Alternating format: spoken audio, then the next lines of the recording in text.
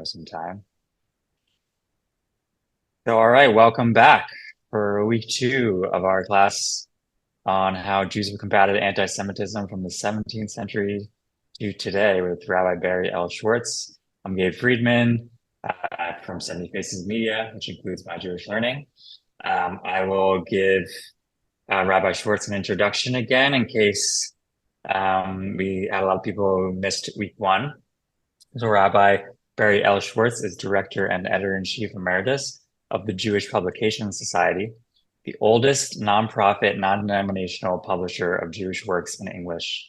He's also the spiritual leader of Congregation Adas Emuno in Leonia, New Jersey. And he served as head of JPS for 13 years before being editor-in-chief emeritus. He's the author of books for adults, teens, and children, including Path of the Prophets, The Ethics-Driven Life, and Judaism's Great Debates, Timeless Controversies from Abraham to Herzl. Take it away, Rabbi Schwartz. Thank you, Gabe, and good afternoon to everyone on this beautiful afternoon, at least here on the East Coast in New Jersey. And I want to thank you and thank My Jewish Learning for this partnership with the Jewish Publication Society and My Jewish Learning. I do encourage you to visit the website of the Jewish Publication Society, jps.org, to find out what's going on, all the new books. And I also want to say once again that I am teaching this course as a volunteer in memory of Norman H. Finkelstein, the author of the primary text upon which this course is based, Saying No to Hate, Overcoming Anti-Semitism in America. Although this book was written before October 7th, and Norman passed away suddenly just before publication, little did he and we know how timely and urgent the subject of anti-Semitism would be. In my opinion, the call of the hour is to educate ourselves about anti-Semitism, given its spike, and at the same time about Zionism, given the attack on Zionism and Israel from around the world, from the far right and from the far left these days.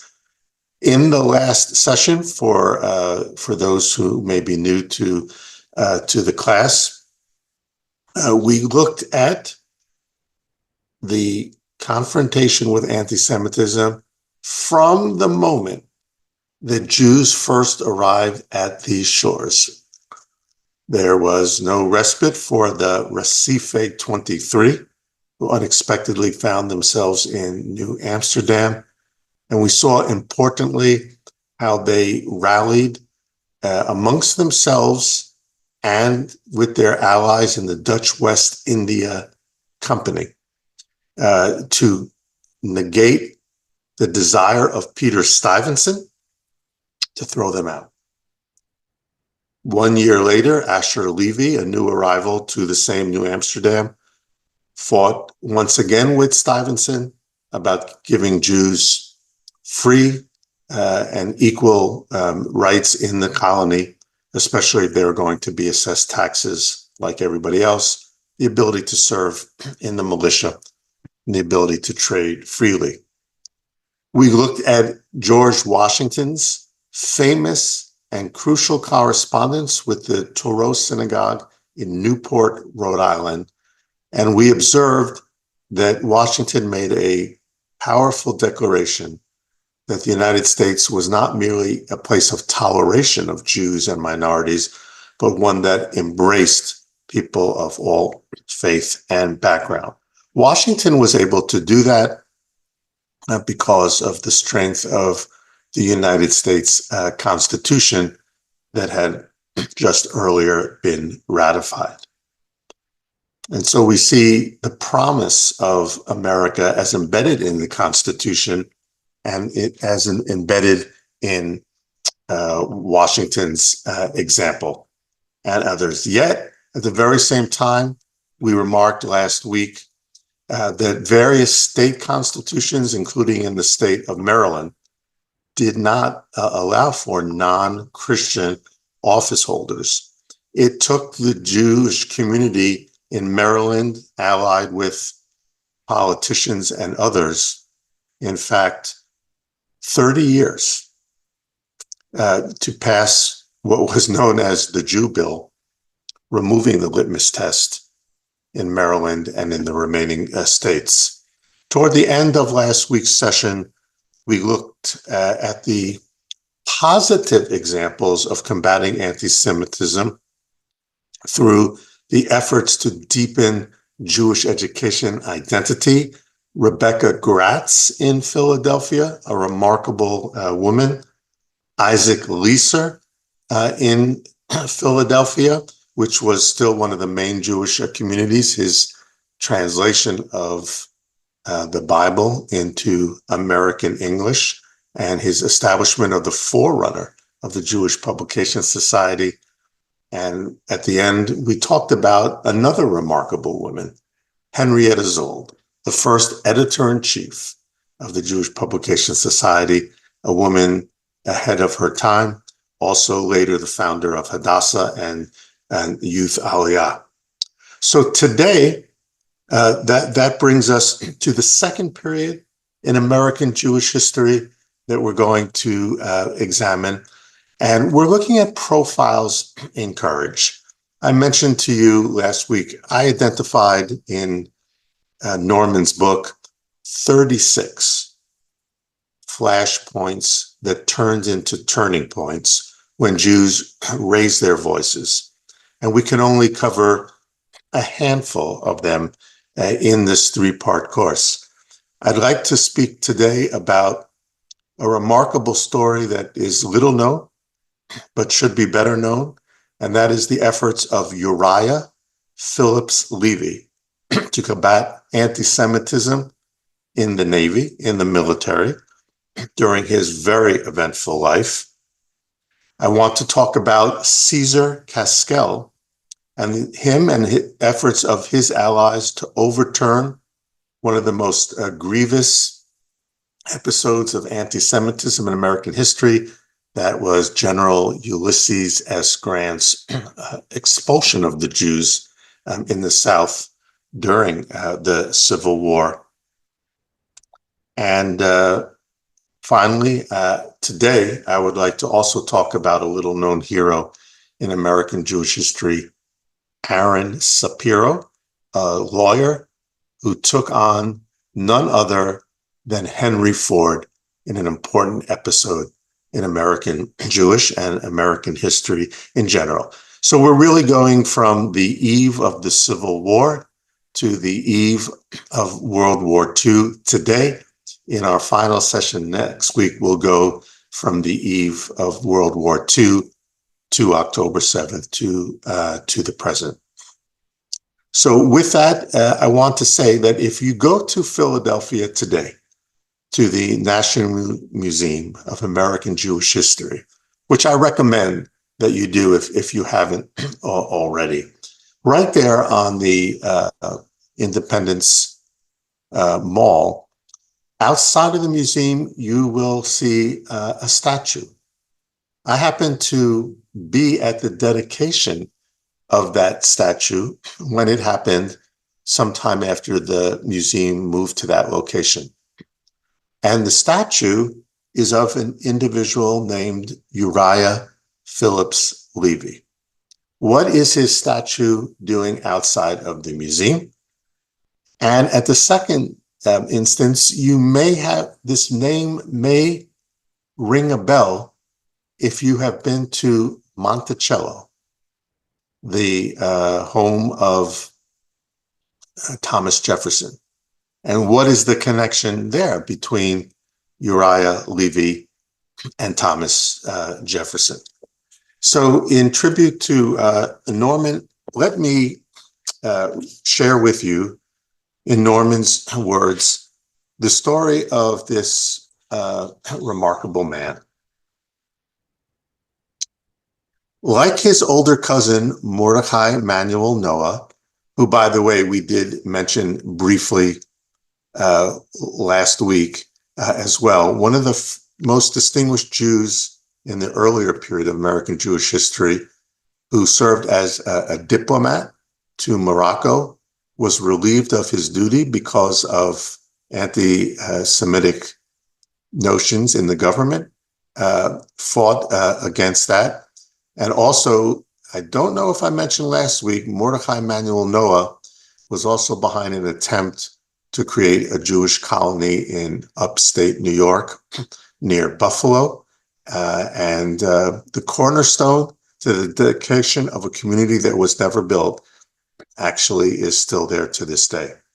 Well, like his older cousin, Uriah Phillips Levy endured anti-Semitism while pursuing public service. But his path was even more adventuresome than his cousin. He was born on April 22nd, 1792, and he left home at age 10 to go to sea as a cabin boy. This was not unknown, to leave home at such an early age and to join essentially the maritime trade. Within 10 years, he became master of his own trading ship, which, by the way, was named the George Washington. When the War of 1812 began, he received a commission from the United States Navy as a sailing master aboard a ship stationed in New York Harbor, the USS Alert. And he was responsible for the navigation of the ship's logs, rigging sails, cargo, maintaining the vessel's very capable person. His naval career progressed as he moved from ship to ship, rising steadily through the ranks. It was not easy to be a Jew in the military in those days. He was immediately made to feel the effect, writes one historian, of the social ostracism of his fellow officers, who tried in many different ways to get Uriah Levy to resign because he was a Jew. Now, Uriah Levy was a very strong-minded and physically strong and combative individual. You should know that. Many of the times when he was disrespected, he responded with his fists. His superiors court-martialed him 6 times for this kind of behavior. But at the same time, ironically, they often exonerated him, understanding that he was simply defending his honor. At a dance in Philadelphia, he was purposely jostled by another naval officer who shouted, "You damn Jew." Levy, in his typical way, punched him out, struck him. And then Potter, the name of the officer, challenged him to a duel. As you know from the story of Alexander Hamilton in Weehawken, dueling was part of the culture in those days, even though it was illegal. At the assigned time, both men paced off, turned, and fired at each other. The first time, they both missed. With the 4th shot, because Potter insisted on continuing, Levy killed Potter and was arrested. A court released Levy based on the knowledge that Potter had persisted in continuing the duel. This man got in a heap of trouble, and he got out of a heap of trouble many times over. Now, in those days, if you got in trouble in the Navy, you could be flogged. You could be beaten on the ship. In command of the USS Vandalia in 1838, Levy refused to order the flogging of a drunken sailor. Instead, he sent the man to bed and the next day had him wear a wooden bottle around his neck. I'm giving you many colorful details here from Norman's book. So he received yet another court martial in 1839, and on scandalous and cruel conduct unbecoming of an officer and a gentleman. And why? Because once again, he had refused to have a sailor flogged. Instead, he, and I am not making this up, I'm quoting directly, Levy ordered him to be seized to a gun, his trousers let down, and a quantity of tar and feathers be applied to his naked skin. Levy was found guilty and dismissed from the Navy over this incident. But again, it's hard to believe all this. President John Tyler, who you might not know anything about, and anything he did something good. He overturned the dismissal of Levy, who he said was acting under valid naval regulations to avoid flogging by substituting a lesser punishment. The tar and feathering was really more symbolic than anything. And due to Levy's persistence, Congress abolished flogging on Navy ships in 1850. That's thanks to Uriah Levy's persistence. In 1855, a group of officers once again tried to get him expelled from the Navy, due more than anything else to his Jewish faith and maybe his somewhat contentious personality. At a formal hearing in 1857, he spoke forcefully about his faith, and I'd like to quote to you Uriah Levy at this time. He said, "My parents were Israelite, and I was nurtured in the faith of my ancestors.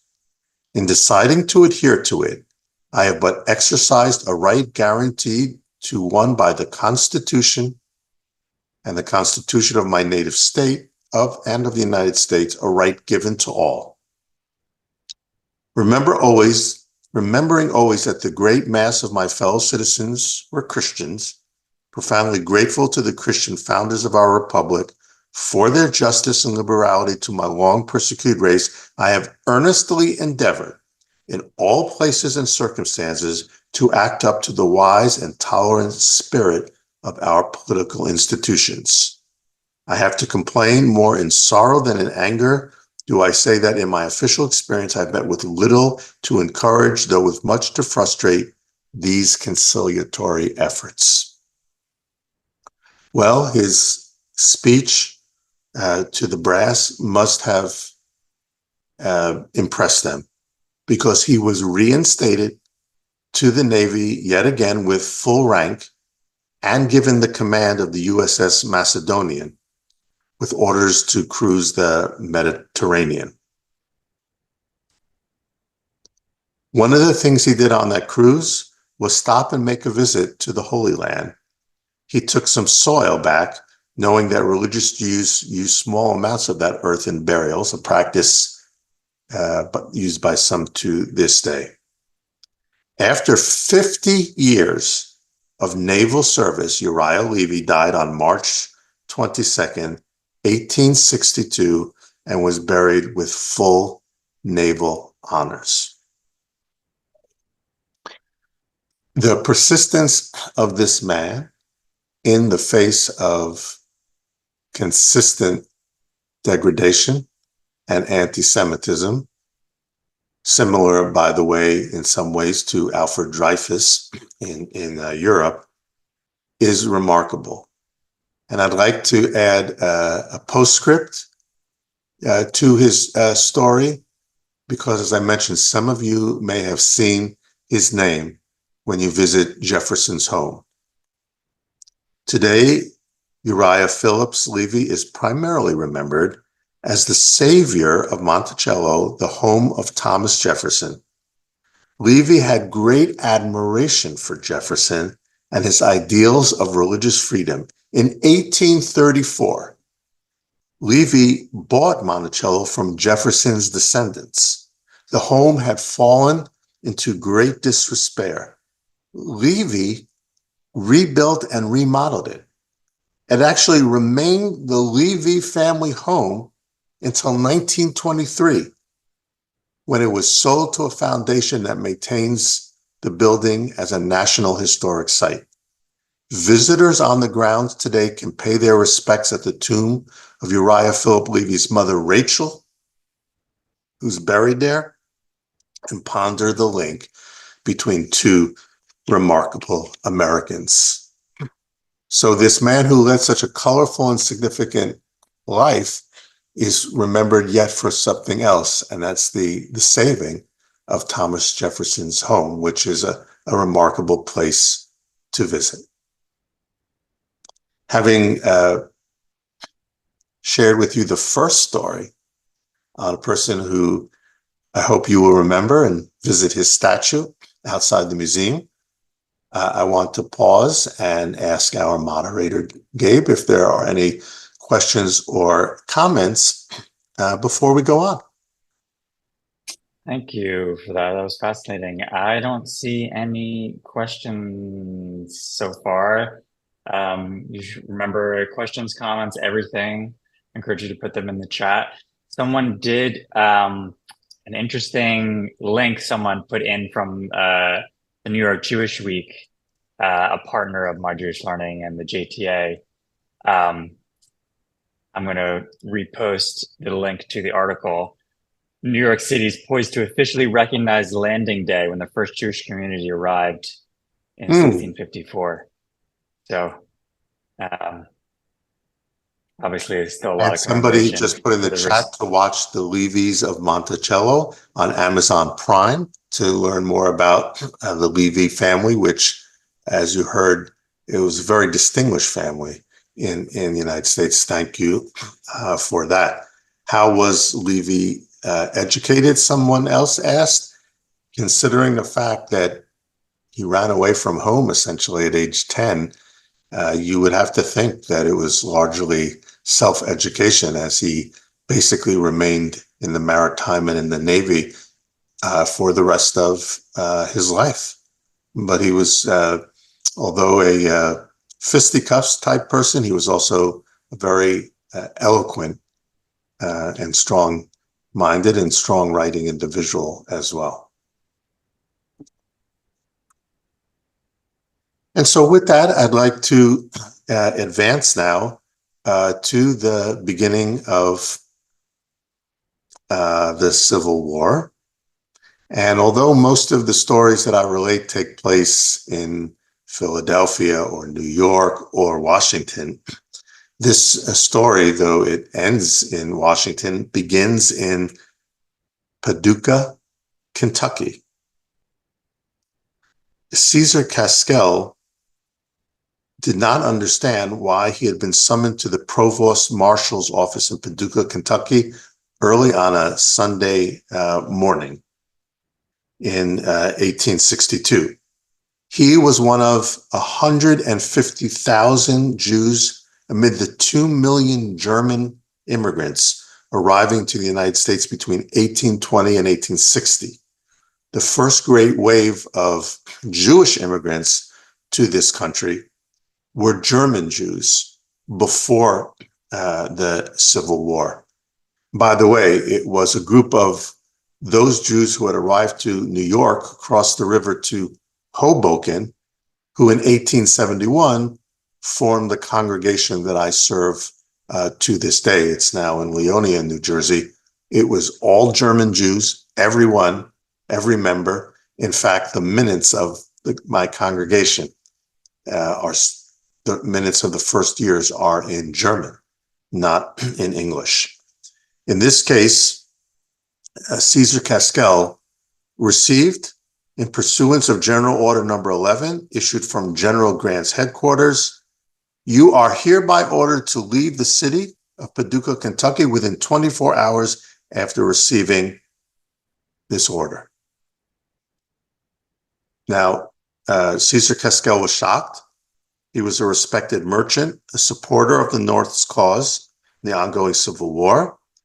And So why in the world was he being asked to leave, actually being expelled? He was told it's an order that came from General Grant, which was true. I'll read to you from this brief order of December 17th, 1862. The Jews, as a class, violating every regulation of trade establishment by the Treasury Department and also department orders, are hereby expelled from the department within 24 hours from the receipt of this order. What was going on here?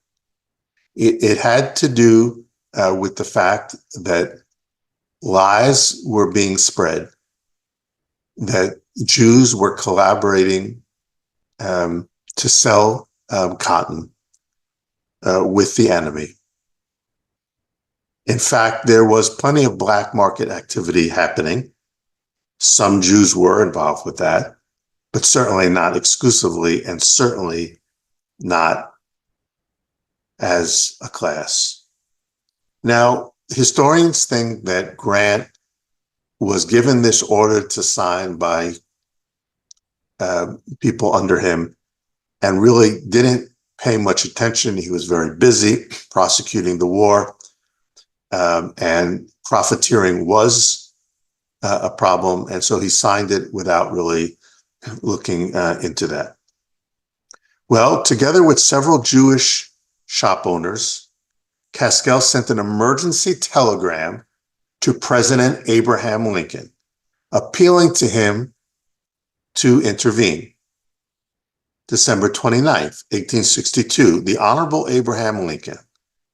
General Order Number 11, issued by General Grant at Oxford, Mississippi on December the 17th, commands all post commanders to expel all Jews without distinction within 24 hours from his entire department.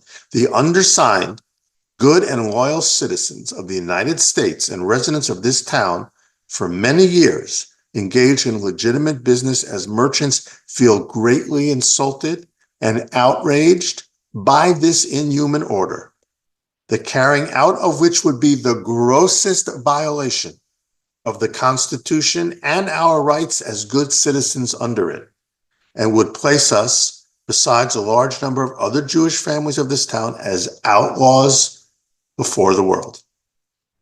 We respectfully ask your immediate attention to this enormous outrage of all law and humanity, and pray for your effectual and immediate interposition. We would especially refer you to the post commander and post adjutant as to our loyalty, and to all respected citizens of this community as to our standing as citizens and merchants.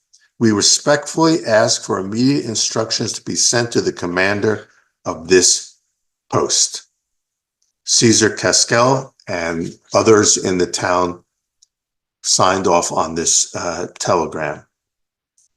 And not only did they do that, they sent a telegram and then organized a trip to Washington to attempt to get a meeting with the president to get this order rescinded as soon as possible. By the way, this order, because the Jews were unafraid to object and to publicize it, did begin making headlines in newspapers all around the country. On January 3rd, 1863, for example, the New York Times reported not only about the Emancipation Proclamation, but about Grant's order. The Louisville Daily Journal down in Kentucky commented in their editorial, "This is terribly wrong and should excite the indignation of every liberal man in the free land." So note, please, how Jews mobilized to once again appeal to political allies, and the use of the media in making sure that this outrageous action was publicized around the country. There was a backlash. um, in various communities by Christian politicians, particularly in the South. And for example, an article in Washington, D.C.'s Daily Morning Chronicle stated, the Jews have, since the very unhandsome trick played by Jacob on his brother, been notorious for their fondness for illegitimate or at least unusual modes of making money. They are the boldest speculators in the world. What a classic riff on one of the main themes of anti-Semitism. Kaskel continued on his journey. When his boat docked in one city, he handed a write-up about the situation to the Associated Press. Here's what he said. I, a peaceable, law-abiding citizen, pursuing my legitimate business in Kentucky, where I've been a resident for nearly 4 years, have been driven from my home, my business, and all that is dear to me on short notice of 24 hours, not for any crime committed, but because I was born of Jewish parents. Nearly 30 other gentlemen, mostly married, all respectable men, and old residents of Paducah, 2 of whom served their country in the 3-month service, and all loyal to the government, have suffered the same fate. On my way to Washington, in order to get the most outrageous order of General Grant countermanded, I ask you, gentlemen, to lend the powerful aid of the press to the suffering cause of an outraged humanity, to blot out as quick as possible this stain on our nation's honor, and to show the world that the American people as a nation brand the author of that infamous order as unworthy of their respect and confidence. Once again, utilizing the media to rally people to their case and to make sure that the situation is known. It was a long and difficult train ride to Washington, but when he arrived there on Saturday, January 3rd, his first stop was the office of his congressman, and who was a friend of President Lincoln. It was already dark when John Addison Gurley accompanied Kaskel to the White House. When the president was told of their arrival, he sent word that he was always glad to see his friends, and he was still in his dusty travel clothes when he was ushered in to Lincoln's office. The president listened attentively and was astounded at what he was hearing. Evidently, President Lincoln did not know about General Grant's order.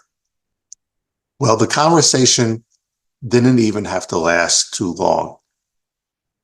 The general who was present there told Kaskel, you may leave for home anytime you wish, and before you reach there, Grant's order will have been revoked. Lincoln ordered the immediate revocation of that order, even though it was from one of his key commanding generals who would then become president of the United States. If you read Jonathan Sarna's book about this whole incident, you'll find out that Grant was a president who was quite favorable to the Jewish community and appeared to have regretted an order that he didn't pay enough attention to during this Civil War. Kaskel, when he went to Washington, had rendezvoused with the Board of Delegate of American Israelites, one important organization, and the officers of B'nai B'rith, which had been founded in 1843. Lincoln is reported to have said, to condemn a class is to say at least to wrong the good with the bad. I do not like to hear a class or nationality condemned on account of a few sinners. I end this episode by mentioning an irony. Congress, by the way, commended the president for rescinding this order, both in the House of Representatives and in the Senate. No resolution was passed, but it was informally passed along. But fortunately, Grant's order had not reached most of the territory under its jurisdiction. By a twist of fate, Confederate raiders had cut the telegraph lines at Grant's headquarters in Holly Springs, Mississippi, before the order could be widely sent. A few small towns like Paducah were the only places where the order was received and carried out by local troops. So a grievous mistake by a high-ranking general of the United States during the Civil War, who himself would become president, in this case, rallied the Jewish community affected, others around the country, who mobilized politically and media-wise, to halt this order and to bring it to attention of not just the leadership, but the American public. It's I think, inspirational example about how a still small but growing Jewish population confronted a major act of anti-Semitism and prevailed with the help of the great Abraham Lincoln. And so I'd like to pause now at the end of episode turning point number 2 today to see if there are any questions or comments. There have, as I mentioned, been several books written about this subject over the years. Gabe, do we have anything we need to ask or comment upon here? I have a couple, yeah. Shirley asked, did the original author of Grant's order ever become exposed? There's someone besides Grant behind the scenes?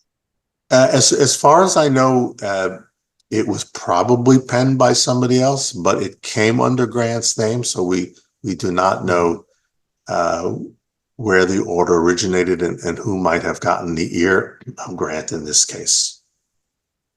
Nancy asks, did any Jewish residents of Paducah decide to leave even after the order was rescinded, just with a bad, like a bad taste in their mouths?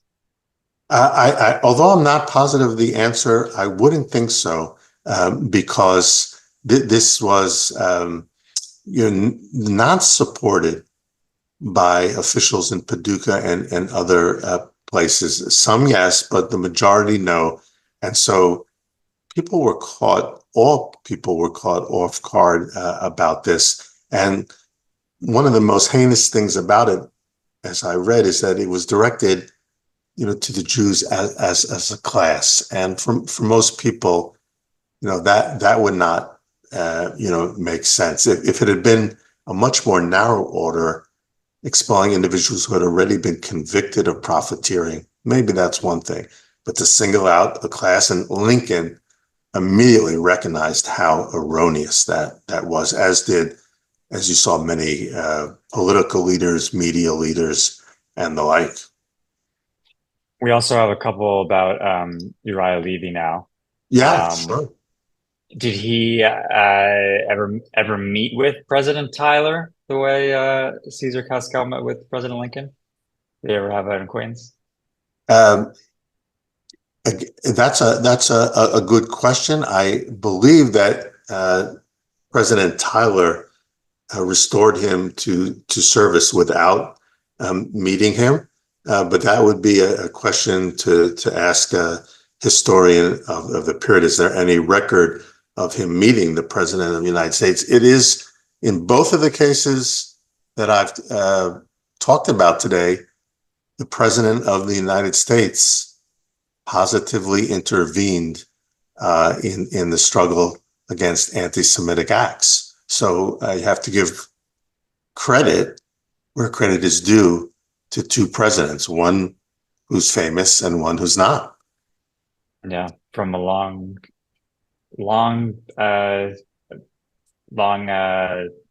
many many years ago too. So Yes, yes. it's extra.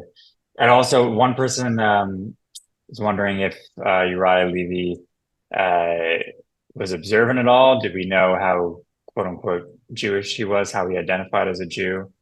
Um, From what I've read, he was not particularly observant. However, he had the very strong self identity as a Jew, and he was connected to the Sephardic circles of Mikveh Israel and Shari Israel in New York, and so many of those individuals you would say were not religiously observant, but nevertheless had a respect for traditions, Masorati, as we say in Hebrew. So he came from, very self-identifying Jewish family, which he continued in that tradition.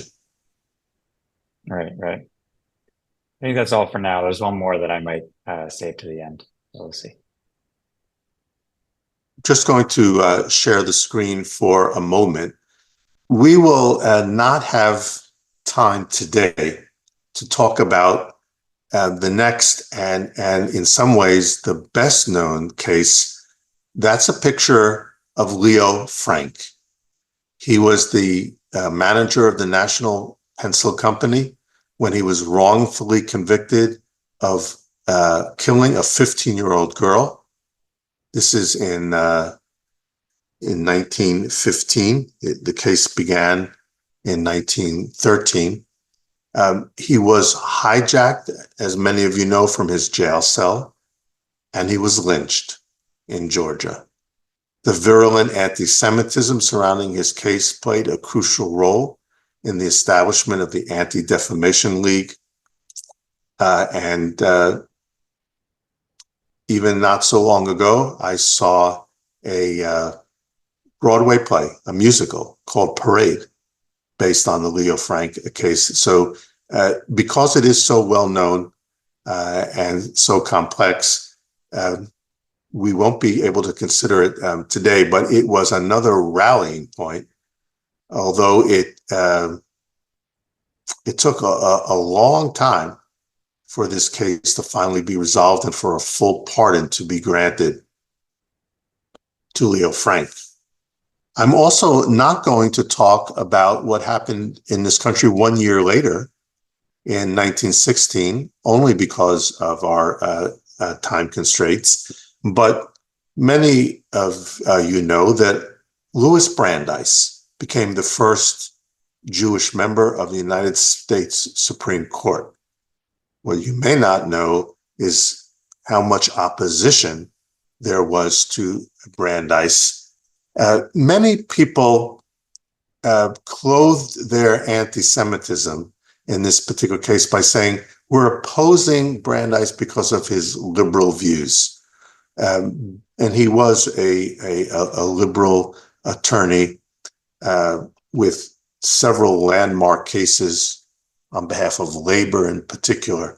But for many, it was more than that. It was the fact that they could not conceive of a Jew being on the Supreme Court.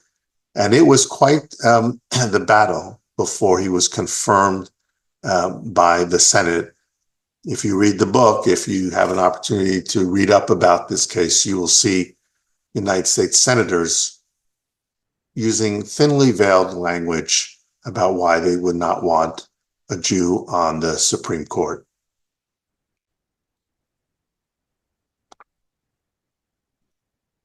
But the last story that I would like to talk about today is the case of Aaron Sapiro versus Henry Ford.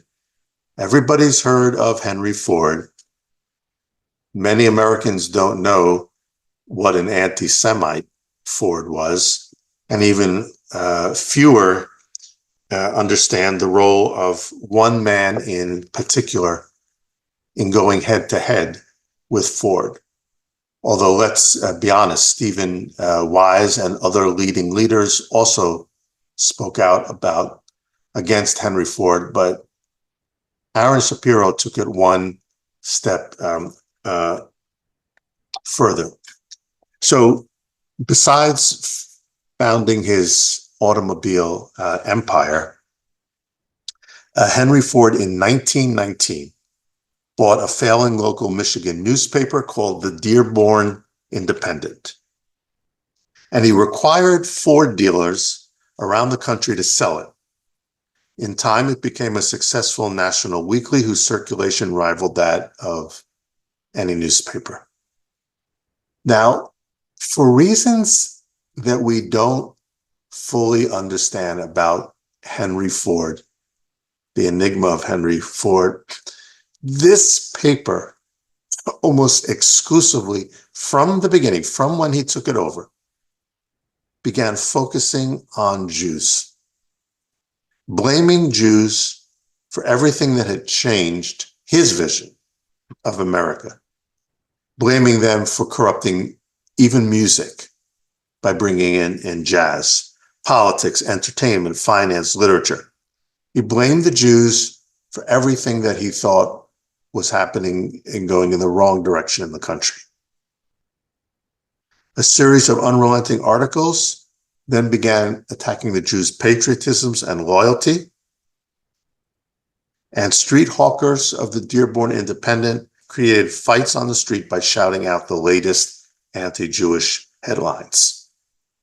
Atop of all this, he began publicizing a pseudo-historical anti-Semitic tract that you may have heard of called the Protocols of the Elders of Zion. Henry Ford did more than probably anybody to publicize this notorious, fabricated anti-Semitic tract. In fact, it was plagiarized and based on spurious research. The first Dearborn Independent edition carried the headline, "The International Jew, the World's Problem." It's from May 22nd of 1920.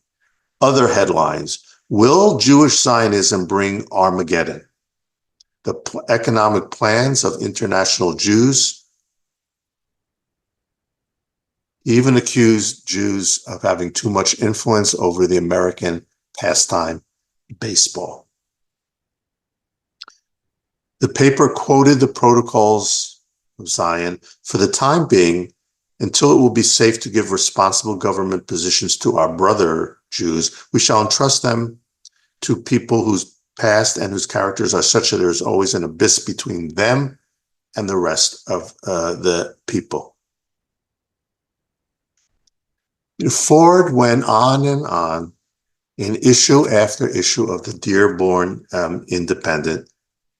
He accused Jews of fomenting anti-Christian hatred. So he was playing with fire. He accused the Kehillah of New York City of controlling the entire American Jewish community. And initially, there was no effective pushback response to what Henry Ford was doing. And partially this was because of the disunity in the Jewish community. You may have heard of the name of Louis Marshall. He was president of the American Jewish Committee. He was president of Temple Emmanuel. He was one of the most prominent lawyers. Now, he wrote to Henry Ford, accusing him of libel upon an entire people, of insults and humiliation. But he did so privately because he argued that if you took on Ford publicly, you would always increase anti-Semitism. This is an important point because some of the key leaders then and later on, as we will see in next week's session, said, yeah, you have to criticize these people, but privately, not publicly. Ford never responded to Marshall. Instead, he used his paper to dismiss people like Marshall. And Ford stated in the paper, it would be interesting to know how the name of Marshall found its way to this Jewish gentleman. It's not a common name, even among Jews who changed their names. So he mocked Marshall in his newspaper. And other groups, such as the ADL, tried other tactics, but very few of the Ford dealers at the time were Jewish. They were under pressure to continue to distribute the Dearborn Independent. So the Jewish community began to mobilize further, seeing that what they were doing up till now was ineffective. They sponsored, the American Jewish Committee did, a book by a well-known writer named John Spargo called The Jews and American Ideals, which talked about the very favorable history of Jews in the United States. And it did attract attention. They went to newspapers around the country to determine if these newspapers would write editorials against what Ford was doing. And some of them in places all around the country had the character. And so they did write the editorials. Well, enter a Jewish lawyer named Aaron Sapiro, Sapiro.